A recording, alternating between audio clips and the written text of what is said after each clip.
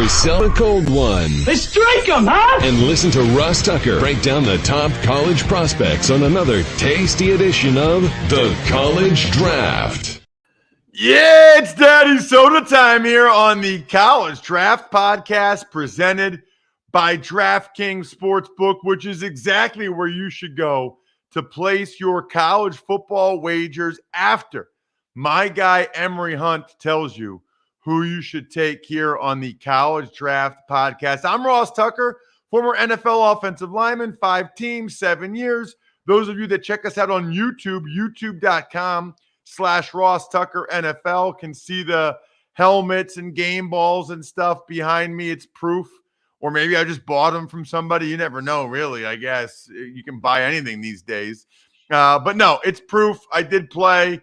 But then again, most of you listen every week, so I think I'm telling you stuff you already know, like at Ross Tucker NFL is how to get at me, as the kids say on social media. We are at Ross Tucker Pod. Love those of you that comment on social media about how much you love the show, which really means you love Emory. At FBall Game Plan on Twitter, Football Game Plan on YouTube, and of course, the greatest football NFL draft guide ever, footballgameplan.com/2022 draft guide. If you are the person that wants to know where all these guys other people have never heard of, where they came from, Emory knows. Emory knows exactly where they came from. By the way, Emory, it's so valuable for so many reasons, but even now, like in college football, you've got, Power 5 guys transferring down to Group of 5. You got like FCS guys transferring up. Somebody needs to have a guide that's just like a transfer portal guide to know where all these guys, because you'll have like these 1AA, these FCS guys balling out for Power 5 schools. Yeah, like the cornerback for LSU, the 6'3" guy that transferred up from Nichols. And remember, on this show, I brought him up 2 weeks ago. This is a guy you want to keep an eye on. He's a legit prospect.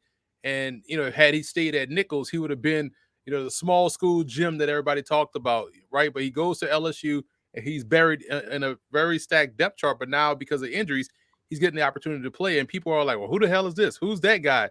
Well, this is why you should listen to the Ross Tucker Pod, the College Draft Pod, because we told you this 2 weeks ago, but everyone acts as if we don't say anything and things doesn't exist, like the whole Malik Willis's QB1. We had that back in July, and now everybody seemed to come around to it. But back then, everybody was talking about, Sam Howell or Spencer Rattler. We were sitting here like, nah, prospect-wise, Malik Willis is still QB1. All right, so I'm glad you brought that up. Now, before I forget, I have a really cool story from my time in the NFL that I'm going to be sending out in an email. So you definitely want to go to any of our links that we ever post on social media and click to sign up for the newsletter, because that's going out today. So make sure you do that. Sign up to get my email story. I don't want to give it away, but let's just say, Emory, I didn't know I had a football card until someone asked me to sign it. So I don't want to give away the whole story, but I essentially was like, where did you get that? So anyway, you mentioned Malik Willis. There was a lot of talk about Malik Willis and Matt Corral and their head-to-head matchup on Saturday. What were your takeaways? What were your thoughts coming out of that one? I went back and watched the game because they wanted to put that game on the same time I was calling Monmouth versus North Alabama, so I had to go back and watch it on replay. And you still see the things that you saw going in for both guys. For Malik Willis, you saw someone that still has the speed, the looseness, the arm strength, all the physical traits that you want. But you also saw someone that was able to fight through adversity. He had his ups and downs in that ball game, and he didn't go into the tank. He still was shooting, so to speak, if you use a basketball reference. And that's what you want to see, someone that's going to fight through adversity. We know the NFL is all about adversity. We saw that yesterday with Jordan Love. Despite him not playing his best game, they still had a chance to win had they got a defensive stop. So you want to see that part of the quarterback equation. And it's really not Malik Willis versus Matt Corral or Matt Corral versus Malik Willis. It's Malik Willis versus that Ole Miss defense. it's Malik Willis and those receivers against that Ole Miss defense and vice versa. So for me, it was more about making sure the traits are still there. And if you're doing scouting correctly, you're watching him play and you're saying, okay, he has these things, X, Y, and Z. If we, as an NFL team, get him in this situation with a better A, B, or C, then he should be able to reach his full potential. To me, that's how scouting happens. It's not necessarily they better win this game or he's not a good prospect, which you see a lot of on draft Twitter. Which is asinine. Patrick Mahomes is a great example of that. They didn't win very much. He had a lot of bad plays, but you know what? You could see the traits and the skills that were there. What about Corral on the other side? Yeah, Corral to me is someone that, again, same rules apply for him for Malik Willis. If you like Corral as a prospect coming in, you're going to like him coming out of this game because this game is essentially another piece of the process. These guys have over, 24 games on film already. And so for Corral, you're like, okay, this is a team that you guys are heavily favored against, or heavily a 9.5. I'm saying, like, you guys have way more talent than Liberty does. Can you go out there and hit your layups? Can you go out there and dominate in a game that you're supposed to dominate in? And he did all those things. So he checked all those boxes. And really, his day was over with after the second quarter. So I thought he had a really good day from a prospect perspective in terms of, okay, this is a team that you should be dominating against. Let's see if you can dominate. And I thought he did that.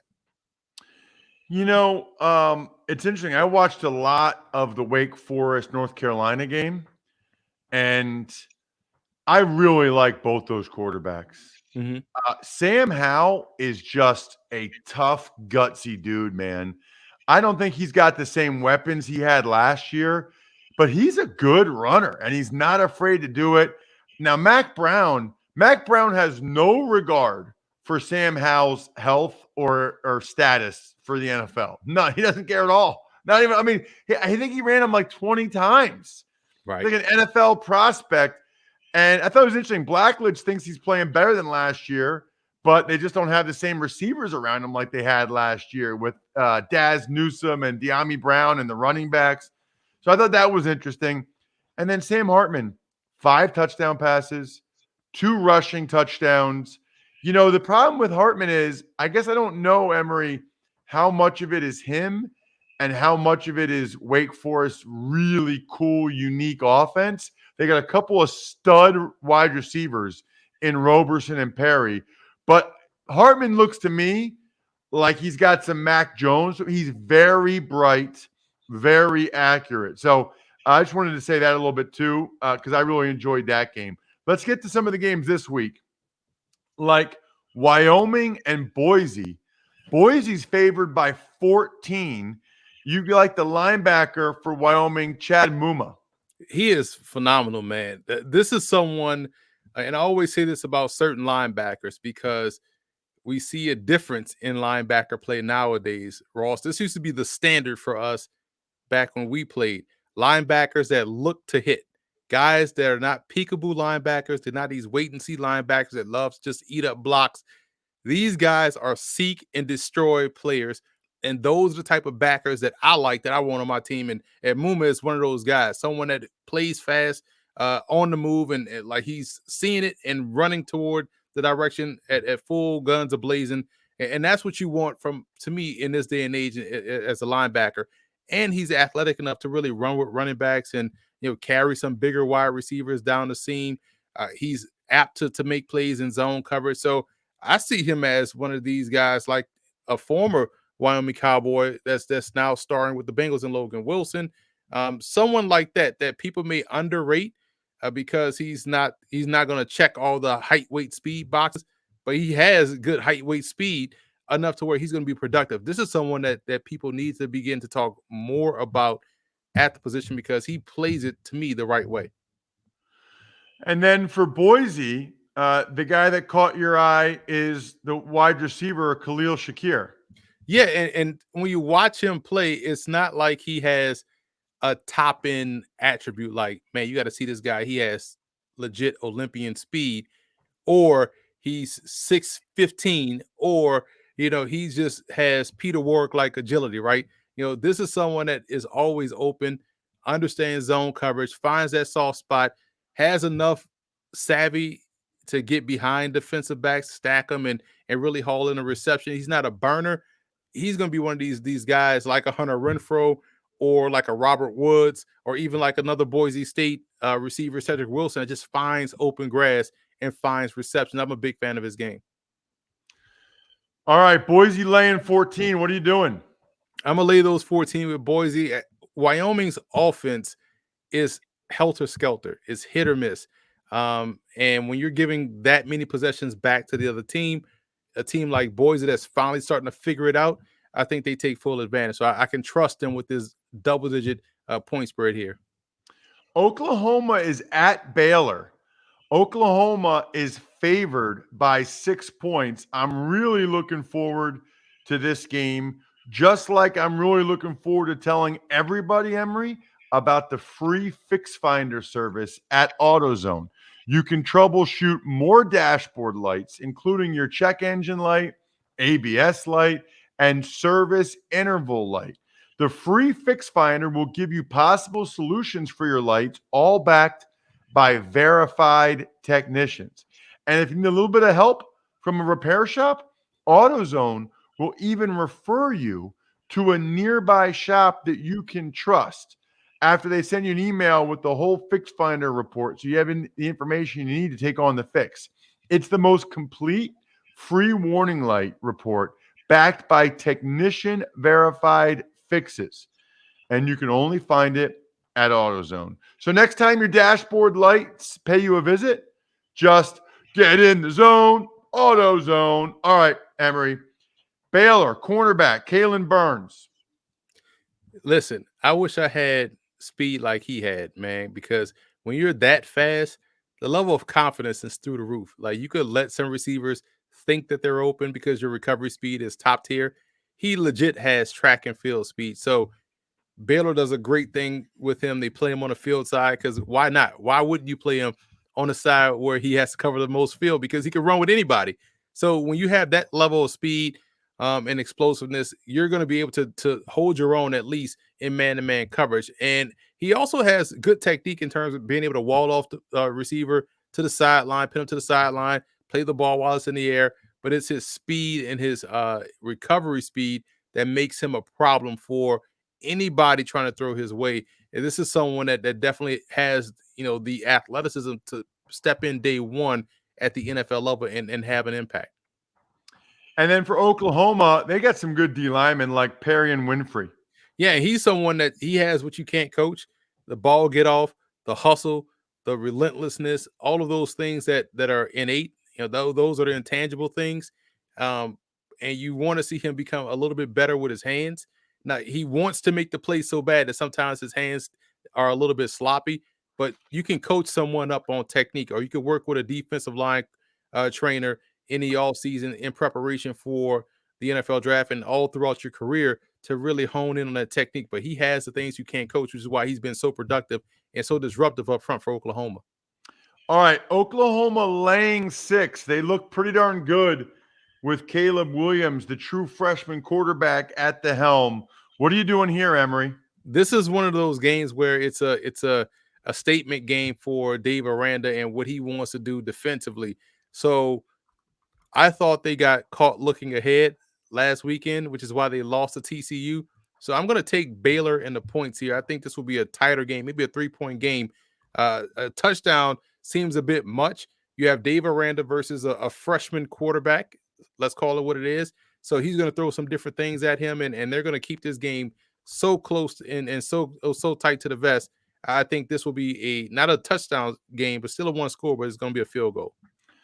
I think there's a decent chance Baylor wins the game. I'll just say that right now. I think Baylor probably win. I mean, these are the type of games Oklahoma loses every year, and Baylor is pretty good. And it is what you said about Aranda against a freshman quarterback. I like the Baylor Bears in that game. Huge game in the ACC.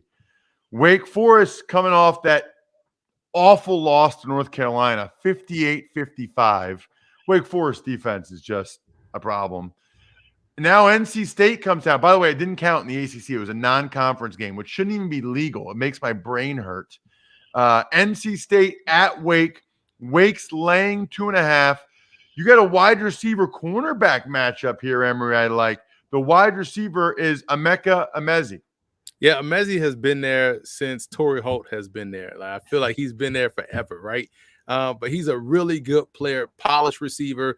Plays on the field, plays the X position.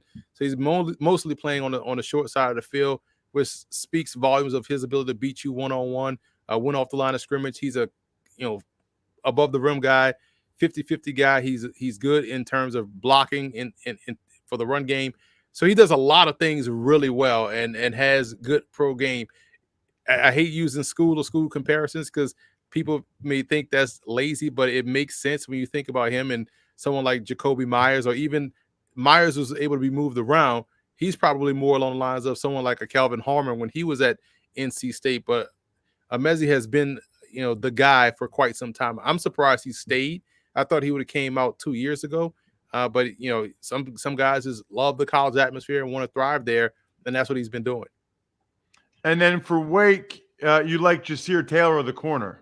His quickness and footwork is tremendous. So he's going to always stay in the fight, so to speak, in terms of a rep. He's their kickoff returner as well, so he brings good long speed. But I think his quickness and his ability to change direction, his agility, is what makes him a really good cornerback prospect. So I will be interested to see if he's matched up on Emezi.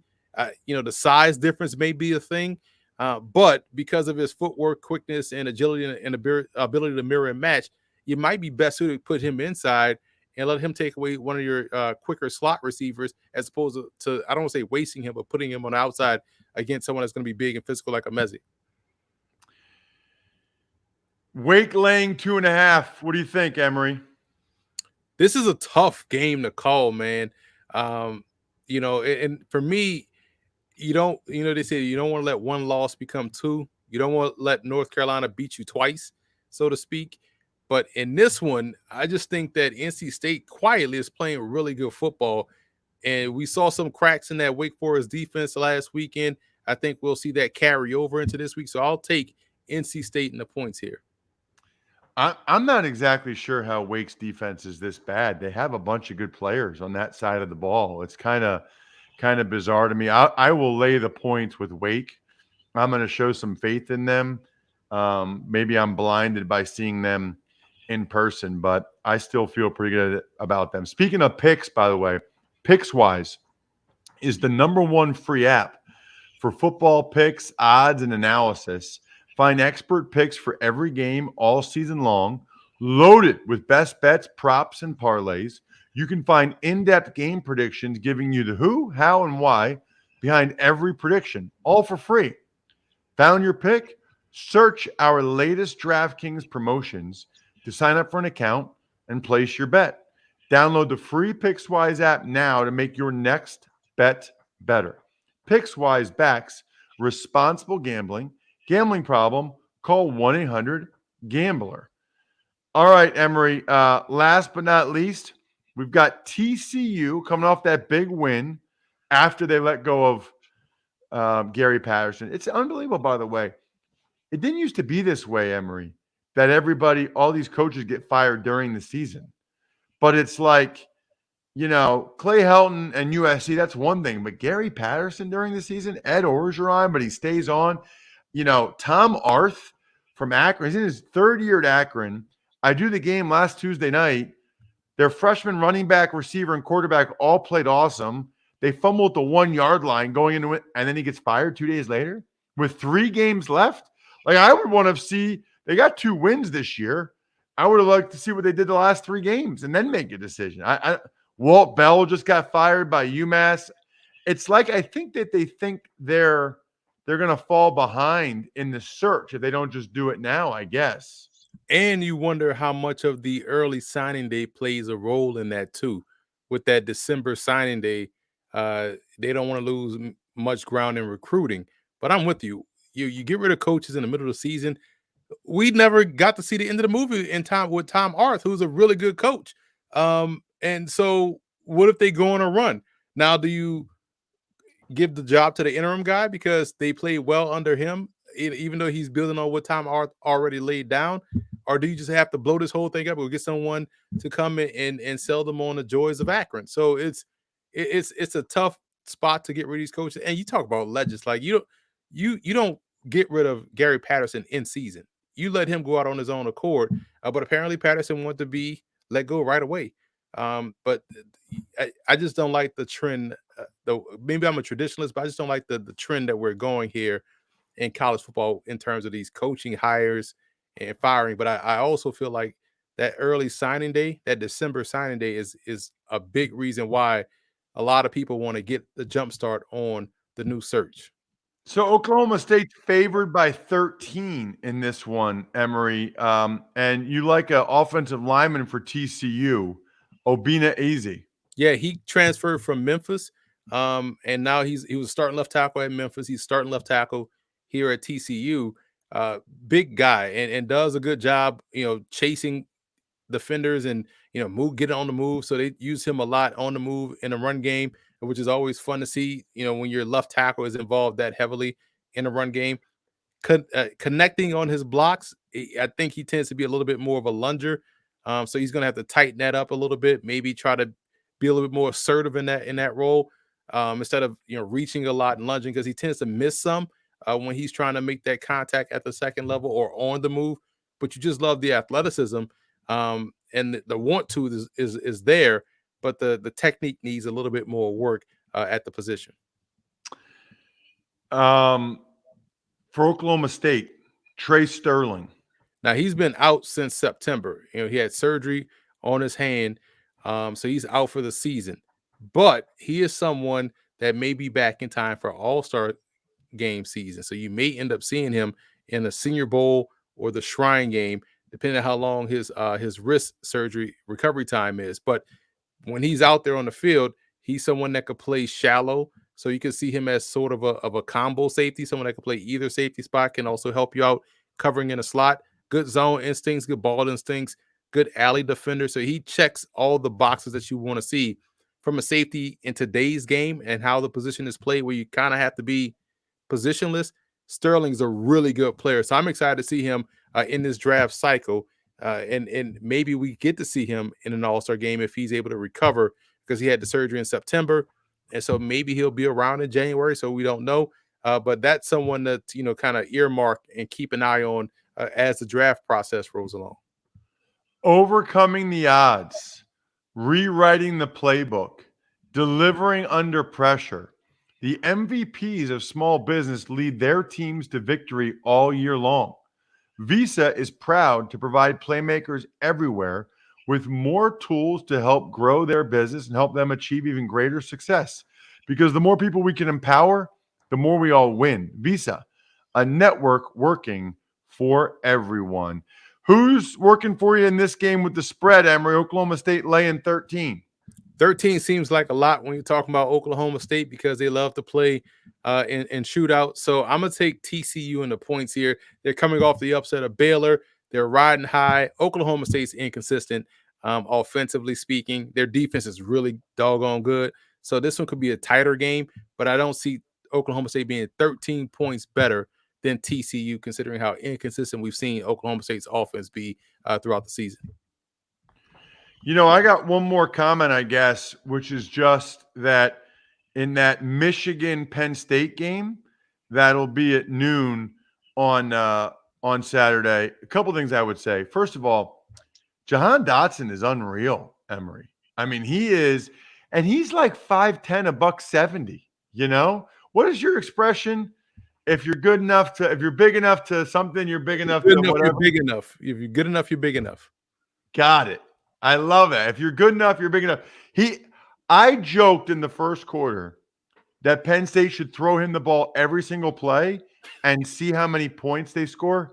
Emory, it was like they were reading my tweet. Now, they didn't throw it to him every play, but they would have scored more if they did. I mean, he set the school record for yards in a game. And by the way, if you're Maryland, how do you let that happen? Like, how do you let by far Penn State's best player just tear you apart like that? I don't get it. But anyway, the matchup I think is interesting. Rasheed Walker at left tackle, very gifted, very talented for Penn State.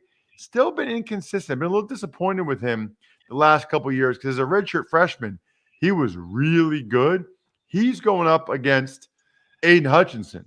So this is like a showcase game for Walker trying to go to the NFL. So that's a good one to keep an eye on as well. Always keep an eye on everything Emory does over at Football Game Plan on YouTube. Certainly footballgameplan.com/2022 draft guide. I know a lot of you guys got it last year. Go ahead, get it now. Let's get it out of the way. As soon as it's ready, you'll get it sent to you. And then at FBall Game Plan on Twitter, I'm at Ross Tucker NFL. We are at Ross Tucker Pod. And you can always watch the show. For some reason, right when we started, Emory had his hood up. Not really sure why that was. YouTube.com/Ross Tucker NFL. Was there a reason for that, Emory? Well, I feel like it is like, let's say in rap battles, when you have the hood up, it shows you mean business. So I meant business when we were getting ready to talk some ball. I love it. The keg is kicked. We're all tapped out. Thanks for listening to the College Draft Podcast. Make sure to also subscribe to the Ross Tucker Football Podcast, Fantasy Feast, Even Money, and The Business of Sports. All available at Apple Podcasts, rosstucker.com, or wherever podcasts can be found. A lot of times on the show, I mentioned DraftKings. Here's what you need to know. You got to be 21 or older, New Jersey, Indiana, or Pennsylvania only. New customers only. Restrictions apply. See DraftKings.com/sportsbook for details. Gambling problem, call 1-800-GAMBLER, or in Indiana, 1-800-9-WITH-IT. By the way, if what I was talking about included a deposit bonus, doesn't always, sometimes it does. Deposit bonus requires 25 times playthrough, and deposit bonuses are paid out in site credit.